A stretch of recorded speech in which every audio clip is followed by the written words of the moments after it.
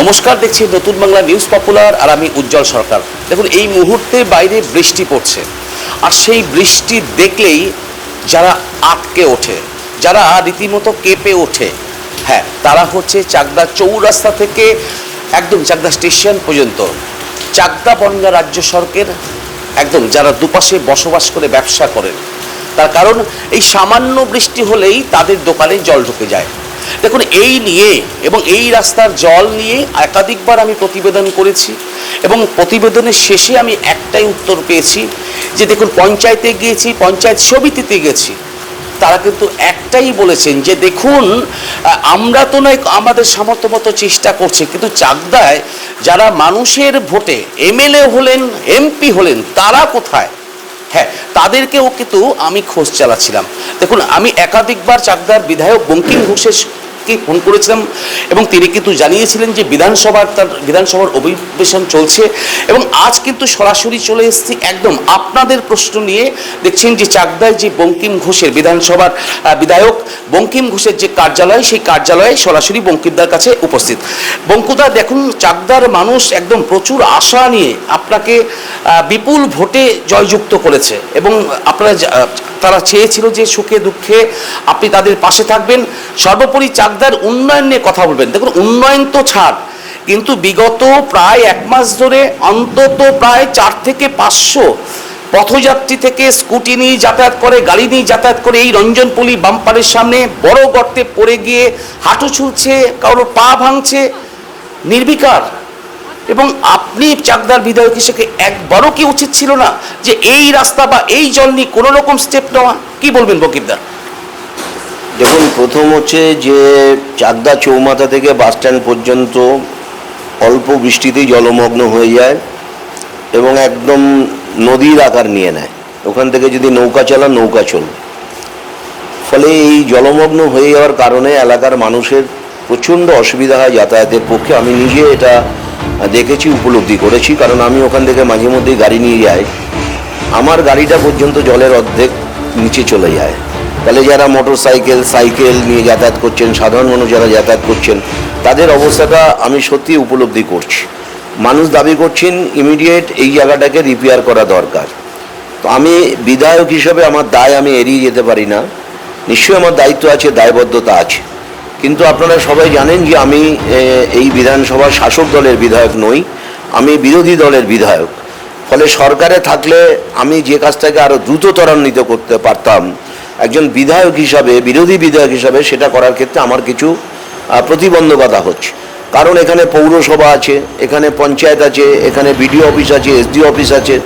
ফলে এখানকার লোকাল যারা অ্যাডমিনিস্ট্রেটর প্রশাসনে যুক্ত আছে, তাদের সাথে কথা বলেই আমাকে ভূমিকা নিতে হবে।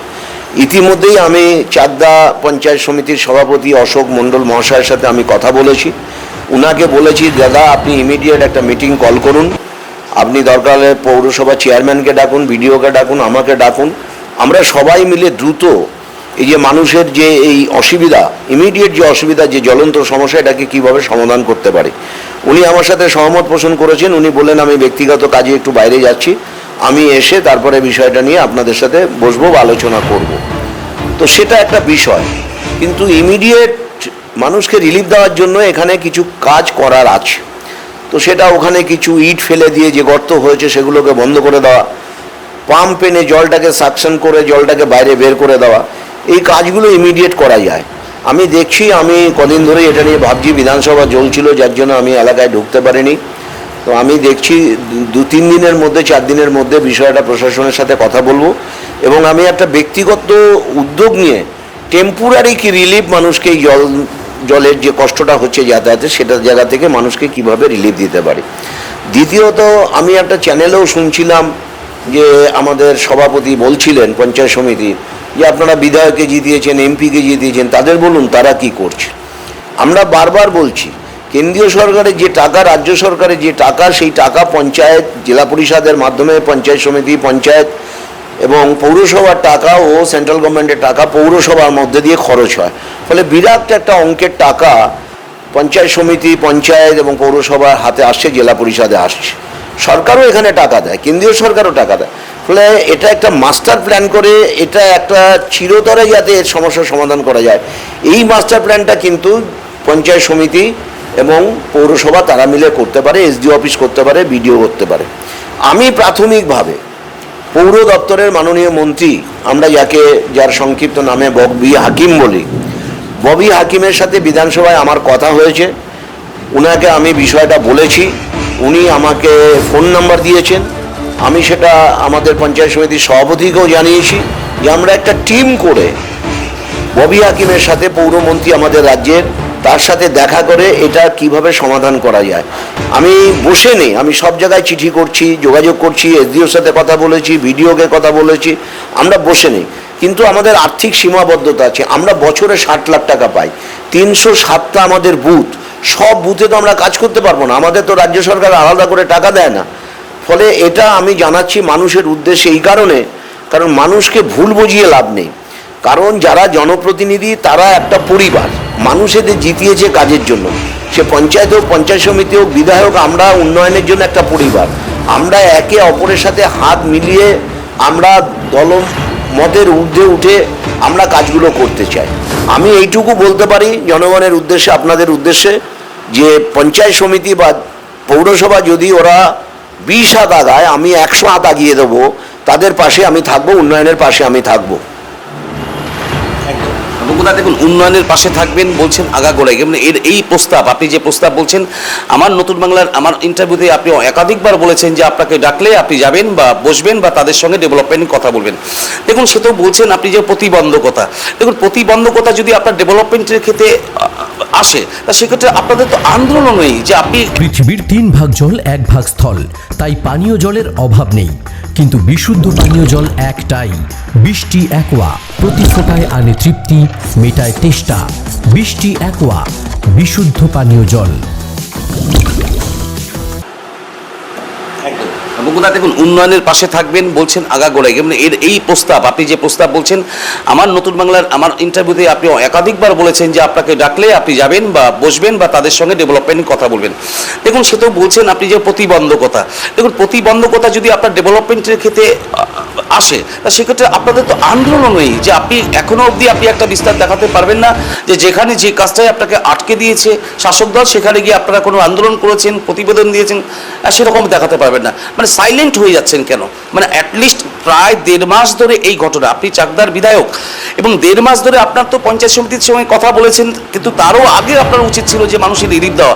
এখন ইমিডিয়েট যদি এফেক্ট না হয়, দেখুন প্রতিদিন আজকে হয়তো 5-7 জন পড়ে গেছে জলের মধ্যে, কিন্তু তাদেরকে তো ইমিডিয়েট রিলিফ দরকার এই মুহূর্তে। এবং আপনি বলছেন যে পঞ্চায়েত সমিতি, পঞ্চায়েত এরা স্থানীয়ভাবে একটু করবে, বিধায়ক হিসাবে আপনি 60 লাখ টাকা পান, আপনি কি করবেন? এই যে মানে মানুষ চাইছে যে সমস্যার থেকে মুক্তি। আপনি ব্যবসায়ীদের চোখে জল পড়ছে পুজোর সামনে, তাদের ঘরে দোকানে জল এবং তাদের আসবাবপত্র ভিজে যাচ্ছে, শাড়ির দোকান থেকে আরম্ভ করে গার্মেন্টসের বড় বড় সেখানে মল করেছে, প্রচুর টাকা ইনভেস্টমেন্ট করেছে ব্যবসায়ীরা, কিন্তু এই জলের কারণে একটা কাস্টমার নেই, একটা বউনি অবধি নেই, তাদের চোখের জল পড়ছে পুজোর সামনে, আর সেটা নিয়ে আপনারা নীরব থাকবেন? না, মোটেই নীরব থাকবো না। আসল কথা কি, প্রকৃতি কখনো কখনো এমন ভয়ঙ্কর রূপ নেয়, তার সাথে মোকাবেলা করতে গেলে একটু সময়ের ব্যাপার থাকে। অ্যাডমিনিস্ট্রেটিভ লেভেলে আমার দিক থেকে যতটুকু আলোচনা করার সেই কাজটা যেমন একাদিকে চলছে, এবং সেই আলোচনার মধ্যে আমি চাইছি যে দ্রুত এটার সমাধান করার জন্য। এক্সট্রিম পয়েন্টে যখন গিয়ে দেখবো যে আর এটা করছে না রাজ্য সরকার বা পঞ্চায়েত সমিতি করছে না, তখন তো আমরা মুভমেন্ট করবোই, আমরা রাস্তায় নামবই। আমাদের যে কদিন আমরা সময় পেয়েছি, বর্ষাটা হালে নেমেছে জোরদার, কিন্তু রাস্তাটা অনেক দিন ধরে ভেঙেছে, কারণ এই রাস্তাটা পিডাব্লিউডির রাস্তা, এটা স্টেট গভর্নমেন্টকে দেখতে হবে। কিন্তু প্রকৃতি এমন এমন আকার যখন নিয়ে নেয়, তার সাথে মোকাবেলা করতে গেলে একটু টাইম টেকিং ব্যাপার হয় সেই জায়গাটাকে রিপেয়ার করতে। সেই জন্য আমি ফার্স্ট টাইম আমি অ্যাডমিনিস্ট্রেশনের সাথে কথা বলছি, এবং কথা বলে যদি সমাধান হয়ে যায় ভালো, যদি না হয় তাহলে আমরা যে জায়গায় যেভাবে আন্দোলন করা দরকার, যে জঙ্গি আন্দোলন করা দরকার, আমরা মানুষকে নিয়ে, এলাকার জনগণকে নিয়ে আমরা ওখানে বসে পড়বো, আন্দোলন করব। ইমিডিয়েট করতে হবে, রাজ্য সরকারকেই এটা করতে হবে, কারণ রাজ্য সরকার রাজ্যে আছে, আমরা তো বিরোধী বিধায়ক, আমাদের তো সীমিত ক্ষমতা। কিন্তু তবুও আমরা মুভমেন্টে যাওয়ার আগে আমরা চাইছি আলাপ আলোচনার মাধ্যমে একটা পরিবেশ তৈরি করে এই কাজকে সম্পন্ন করতে। একদম একদম। বন্ধুরা দেখুন, এই যে জল যন্ত্রণা চলে গেল, এটা আমরা চলে যাই চাকদাহ পৌরসভায়। আপনার বিধানসভায় চাকদাহ পৌরসভা, চাকদাহ শহরে আপনি নিশ্চয়ই ইতিমধ্যে খবরে দেখেছেন যে 3.5 ফুট করে একদম চুন দিয়ে দাগ দিয়ে দেওয়া হয়েছে, যেটা হকার উচ্ছেদ, মানে সরকারি জমি যারা দখল করেছে সেই উচ্ছেদ নিয়ে 3.5 ফুট করে অলরেডি চুন দিয়ে দাগ দিয়ে দেওয়া হয়েছে। এই যে 3.5 ফুট করে দাগ, এই দাগে কি আপনি মনে করেন যে চাকদাহ শহরের যানজট পরিষ্কার হবে? দেখুন, প্রথম হচ্ছে যে এই যে ফুটপাতে যে সমস্ত বেআইনি দখল করে হকাররা বসেছে, এরা স্বেচ্ছায় বসেনি, এদেরকে একটা সময় বসানো হয়েছিল এবং তার বিনিময়ে অর্থ নেওয়া হয়েছিল। আপনি দেখবেন কলকাতায় উঠে এসেছে, এক একটা জোন ভাগ করে দেওয়া আছে এক একজনের কাউন্সিলরের। আপনি ধর্মতলায় যান, আমি ওখানে শুনছিলাম এই কাউন্সিলরের এতটা, এই কাউন্সিলরের এতটা, এবং তার জন্য তাদেরকে তোলা দিতে হয়। আজকে সেই তোলা দিতে দিতে মানুষ একটা এমন জায়গায় চলে গেছে যে সেই সরকার বিরোধী হয়ে গেছে, কাউন্সিলরদের বিরোধী হয়ে গেছে। সেই জন্য আপনি দেখবেন সমস্ত পৌর এলাকাগুলোতে আজকে তৃণমূল বিপুল ভোটে এসেছে। আমি দৃষ্টান্ত হিসাবে চাকদা দিতে পারি, কল্যাণী দিতে পারি, হরিণঘাটা দিতে পারি, রানাঘাট পৌরসভা দিতে পারি। আমাদের 21টা ওয়ার্ড চাকদায় 21টাতেই আমরা জিতেছি, তৃণমূল এখানে শূন্য পেয়েছে। কল্যাণীতে 21টাই আমরা জিতেছি, শূন্য পেয়েছি। আপনি হরিণঘাটা থেকে একটু কৃষ্ণনগর পর্যন্ত চলে যান, মাঝে বীরনগর থেকে শুরু করে পরপর, এবং সারা কলকাতায় প্রায় 72টা মতন আমরা ওয়ার্ড আমরা জিতেছি। তো এই অবস্থায় আজকে সরকার পক্ষ মানে ভয়ঙ্করভাবে ক্ষিপ্ত হয়ে উঠেছে যে এই যাদেরকে এনে বসালাম তারা আমাদের ভোট দিল না, তার প্রতিহিংসা হিসাবে আজকে এদেরকে এখানে তুলে দেওয়া হচ্ছে। এবং এখান থেকে ওয়ান টাইপ অফ করাপশন হচ্ছে। আজকে এই 3.5 ফুট বেঁধে দেওয়া হচ্ছে এইখানে। পৃথিবীর 3 ভাগ জল 1 ভাগ স্থল, তাই পানীয় জলের অভাব নেই। কিন্তু বিশুদ্ধ পানীয় জল একটাই, বৃষ্টি অ্যাকোয়া। প্রতি ফোঁটায় আনে তৃপ্তি, মেটায় তেষ্টা। বৃষ্টি অ্যাকোয়া, বিশুদ্ধ পানীয় জল। অলরেডি চুন দিয়ে দাগ দিয়ে দেওয়া হয়েছে। এই যে 3.5 ফুট করে দাগ, এই দাগে কি আপনি মনে করেন যে চাকদা শহরের যানজট পরিষ্কার হবে? দেখুন, প্রথম হচ্ছে যে এই যে ফুটপাতে যে সমস্ত বেআইনি দখল করে হকাররা বসেছে, এরা স্বেচ্ছায় বসেনি, এদেরকে একটা সময় বসানো হয়েছিল এবং তার বিনিময়ে অর্থ নেওয়া হয়েছিল। আপনি দেখবেন কলকাতায় উঠে এসেছে, এক একটা জোন ভাগ করে দেওয়া আছে এক একজনের কাউন্সিলরের। আপনি ধর্মতলায় যান, আমি ওখানে শুনছিলাম এই কাউন্সিলরের এতটা, এই কাউন্সিলরের এতটা, এবং তার জন্য তাদেরকে তোলা দিতে হয়। আজকে সেই তোলা দিতে দিতে মানুষ একটা এমন জায়গায় চলে গেছে যে সেই সরকার বিরোধী হয়ে গেছে, কাউন্সিলরদের বিরোধী হয়ে গেছে। সেই জন্য আপনি দেখবেন সমস্ত পৌর এলাকাগুলোতে আজকে তৃণমূল বিপুল ভোটে এসেছে। আমি দৃষ্টান্ত হিসাবে চাকদা দিতে পারি, কল্যাণী দিতে পারি, হরিণঘাটা দিতে পারি, রানাঘাট পৌরসভা দিতে পারি। আমাদের 21টা ওয়ার্ড চাকদায় 21টাতেই আমরা জিতেছি, তৃণমূল এখানে শূন্য পেয়েছে। কল্যাণীতে 21টাই আমরা জিতেছি, শূন্য পেয়েছি। আপনি হরিণঘাটা থেকে একটু কৃষ্ণনগর পর্যন্ত চলে যান, মাঝে বীরনগর থেকে শুরু করে পরপর, এবং সারা কলকাতায় প্রায় 72টা মতন আমরা ওয়ার্ড আমরা জিতেছি। তো এই অবস্থায় আজকে সরকার পক্ষ মানে ভয়ঙ্করভাবে ক্ষিপ্ত হয়ে উঠেছে যে এই যাদেরকে এনে বসালাম তারা আমাদের ভোট দিল না, তার প্রতিহিংসা হিসাবে আজকে এদেরকে এখানে তুলে দেওয়া হচ্ছে। এবং এখান থেকে ওয়ান টাইপ অফ করাপশন হচ্ছে। আজকে এই 3.5 ফুট বেঁধে দেওয়া হচ্ছে, এইখানে বসালাম, তার বিনিময়ে টাকা দাও। এটাও একটা রোজগারের পথ করে দেওয়া হচ্ছে। তুমি টাকা দাও, যেটুকু বলেছে সেটুকু তুমি থাকো, তার বাইরে এলে তোমাকে টাকা দিতে হবে। আপনি বলুন তো, পিডাব্লিউডি যে রোডগুলো আছে, মুখ্যমন্ত্রী কখনো বলেছে পিডাব্লিউডি রোডের ওপর দিয়ে হাজার হাজার দোকান আছে, হাজার হাজার মানুষ ওখানে বসে রোজগার করছে, খাস জমির ওপর বসে আছে? সে কথা তো বলেননি। উনি বলেছে যে জায়গা দিয়ে ফুটপাতে চলাচলে অসুবিধা হচ্ছে সেই জায়গাগুলোকে ভেঙে দিতে হবে। কিন্তু গোটা রাজ্য জুড়ে গ্রামের ভেতরে আপনার ওই ড্রেজার নেমে যাচ্ছে, সেখানে বাড়ি ভেঙে দেওয়া হচ্ছে, বলছে জবরদখল। তো জবরদখল কারা করেছে? 14 বছর আগে এখানে কারা বসিয়েছে? এরাই বসিয়েছে, এরাই এখন তুলছে এই ভোটে পরাজয়ের কারণে। আর এখান থেকেও ঘুরিয়ে এই ঘর বাড়ি ভেঙে দেওয়া হচ্ছে জোর করে, খাস জমি পিডাব্লিউডি রোডের ওপর, এখান থেকেও অর্থ নেওয়া হচ্ছে, যে যার মতন লুটে নিচ্ছে। ফলে আমি এটা নিয়ে একটা চিঠি লিখবো গভর্নমেন্টকে, যে চিফ মিনিস্টারকে একটা চিঠি ইমিডিয়েট করব যে আপনি কোনগুলো ভাঙতে বলেছেন, কোনগুলো ভাঙতে বলেনি। গোটা গ্রামের মধ্যে ঢুকে পড়েছে বেআইনি দখল বলে, কিন্তু একটা সময় এরাই বসিয়েছে, এরাই পাট্টার থেকে নাম কেটে দিয়েছে, এরাই পাট্টা দিয়েছে। এই সমস্ত ভাইস চেয়ারম্যান দেবব্রত নাগ সরাসরি বলেছেন যে একদম প্রাক্তন যে শাসক দল ছিল, মানে আপনি যে দলে ছিলেন, বামফ্রন্ট জামানায় বেশিরভাগ পিডাব্লিউডির জায়গা দখল হয়েছে এবং পিডাব্লিউডির জায়গায় দখল করে দোকান হয়েছে বামফ্রন্ট জামানায়। একদম ভাইস চেয়ারম্যান সরাসরি অভিযোগ করেছে, কিন্তু এই অভিযোগ আমি ভাইস চেয়ারম্যানকে বিনয়ের সাথে বলবো, বামফ্রন্ট যদি এটা করে থাকে আপনারা তাহলে সেটা 14 বছর ধরে মান্যতা দিলেন কেন? আপনারা এসে এই বেআইনি দখল কেন ভাঙেননি? আপনারাই বা দেখলেন কেন চুপচাপ এত বছর? আপনারা ভাঙেননি কেন? ব্যবস্থা তো আপনাদের নেওয়া উচিত ছিল। আপনারা বলেছিলেন যে আমাদের সরকার হলে যত বামফ্রন্ট সরকার বেআইনি কাজ করেছে সমস্ত বেআইনি কাজের বিরুদ্ধে ব্যবস্থা নেব। নিয়েছেন? আপনারা একটা পিডব্লিউডি রোডের ওপর বেআইনি দখল ভেঙেছেন, খাস জমি জোর জবরদস্তি দখল করে আপনারা 14 বছর ভেঙেছেন, বরঞ্চ উল্টে আপনারা আরও বসিয়েছেন। বামফ্রন্ট যা বসিয়েছিল তার 10 গুণ আপনারা বসিয়েছেন। এসব বলে লাভ নেই, ফাউ কথা বলে লাভ নেই, কাজের কাজ করতে হবে। পৌরসভায় আপনারা আছেন, গ্রাম পঞ্চায়েতে আপনারা আছেন, পঞ্চায়েত সমিতিতে আপনারা আছেন, জেলা পরিষদে আপনারা আছেন, রাজ্য সরকারে আপনারা আছেন। এলাকার বিরোধী বিধায়ক হিসাবে আপনাদের পাশে দাঁড়িয়ে সাহায্যের দুহাত বাড়িয়ে দিতে আমি অলওয়েজ প্রস্তুত। আমি উন্নয়ন নিয়ে কখনো দলবাজি করি না। যখন ডাকবেন তখন আপনাদের পাশে আছি, মানুষের পাশে আছি, এটুকু আমি মানে নির্দ্বিধায় বলতে পারি। একদম একদম একদম বঙ্কুদা একদম লাস্ট যেটা বললে যে যখন ডাকবেন আপনি মোটামুটি রেডি আছেন এবং সবসময় মানুষের পাশে আছেন।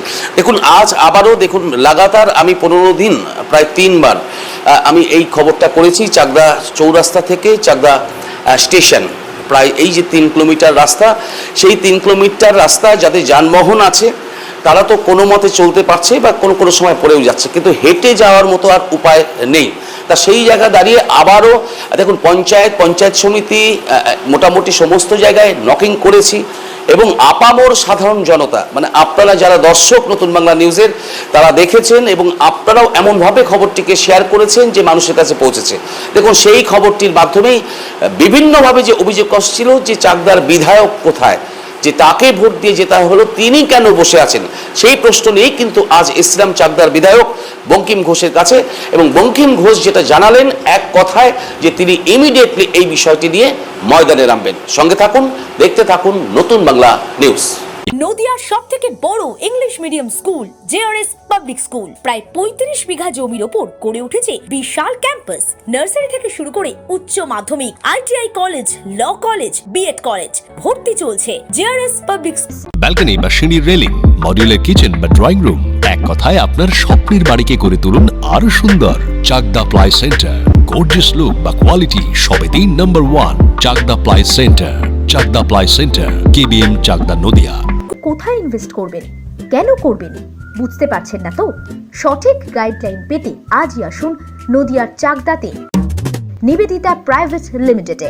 Nivedita private limited, marketing and distribution service. Chakdah aluminium centre, ply, কাঁচ, laminates, kitchen fittings, door lock, window ও অ্যালুমিনিয়ামের খুচরো ও পাইকারি বিক্রেতা। Chakdah aluminium centre, Purbalalpur 50 number রেলগেটের পাশে, চাকদা নদিয়া। হোমওয়ার্কটা করেছো? হ্যাঁ স্যার। এ বাবা, ভুল করেছো কেন? চোখে কেমন ঝাপসা দেখছি, লিখতে আর পড়তে খুব সমস্যা হচ্ছে। চাকদার মডার্ন অপটিক্স থেকে ভালো চোখের ডাক্তার দেখিয়ে নাও। প্রতিদিন প্রকৃত চোখের ডাক্তার ও দৃষ্টি বিশেষজ্ঞ মডার্ন অপটিক্স চাকদহে। স্যামসাং, জিও, রিয়েলমি, নদিয়ার একমাত্র অথরাইজড ডিস্ট্রিবিউটর ঘোষ কমিউনিকেশন।